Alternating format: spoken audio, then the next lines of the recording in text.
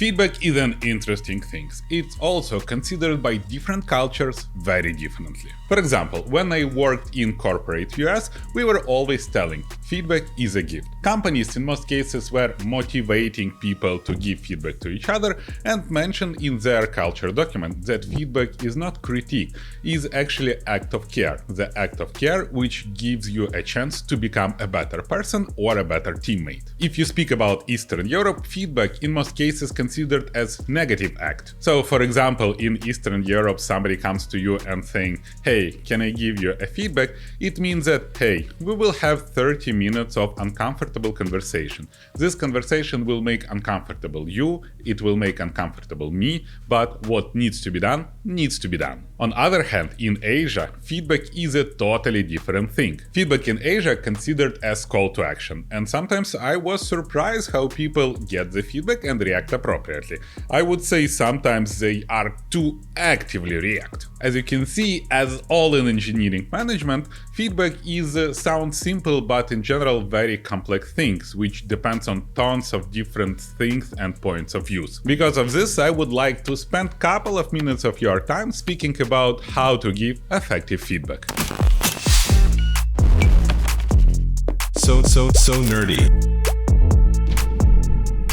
First of all, positive feedback is also a feedback. Because if you think how people who are doing great things know that they're doing great things. Yeah, sometimes you'll get experienced engineers who understand the value of things they're doing, they can measure result and to be honest with themselves that this thing is done great. So if your employee wrote an amazing letter, created great report, delivered amazing presentation or refactored this old legacy piece of code which nobody wants to try, please give them positive feedback, praise them. In general, it costs you nothing, but it will motivate your employees to do great things further. Second, stop thinking about the concept of negative feedback and try to convert this to actionable feedback. In many cases, people just don't know that they are doing something wrong, and it's your job or job of the peers to provide some feedback where people can take it and react appropriately and become a better professional in future. Yeah, I know, I feel ya. Sometimes people are super unreasonable and you just want to provide critique. But if you think providing the critique will make you feel better for a minute, for 30 minutes, for one day maybe, but then it will grow the tension and negativity between team members or between the person you are working with and you provided critique. So before providing actionable feedback, think about it.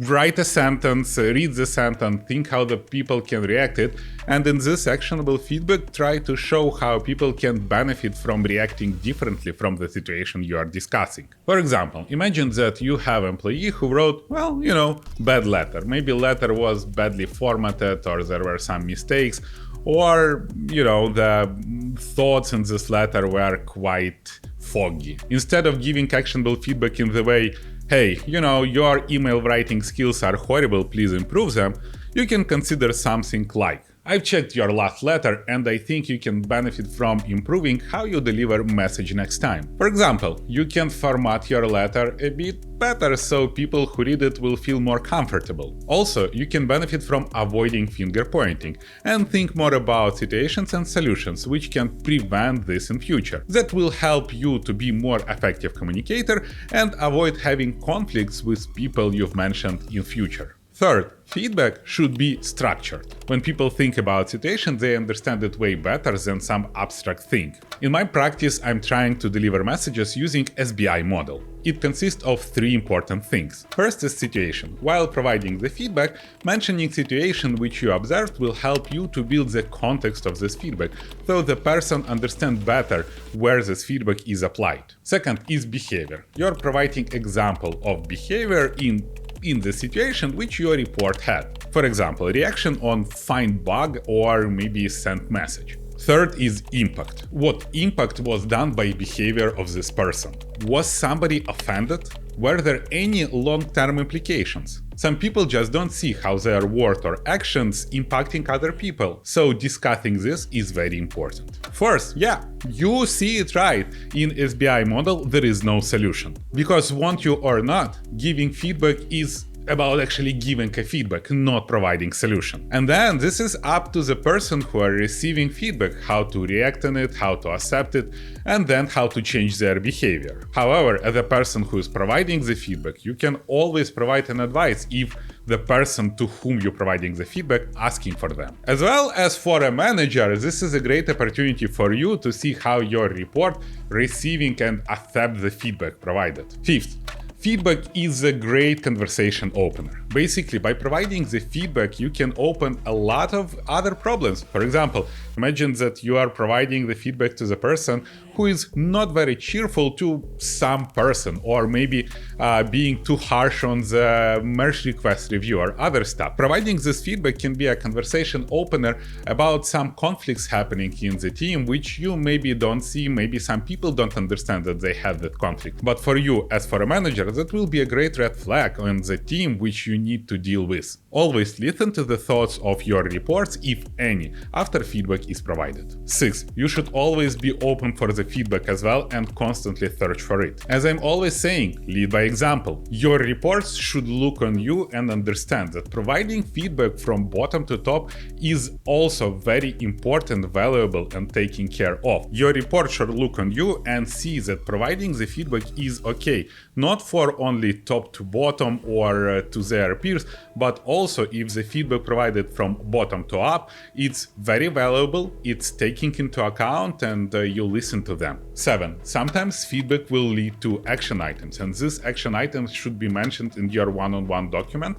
and since it's action items, some action should be applied. And 8. Most complex question: how to provide feedback. Rule of thumb here is next: provide positive feedback in public forum and actionable feedback in private. That's why we have one-on-ones. And you know, people liked when they are praised on public, and they are super demotivated when you're discussing their specific mistakes in front of their colleagues. So always consider this when you're speaking on private or on public forum. There is a huge difference between feedback and providing unstructured critique. And sometimes it's super hard to differentiate between these two. However, if before providing actionable feedback, you can ask yourself questions like: what actions I expect after providing this feedback, what I want to achieve by providing this feedback.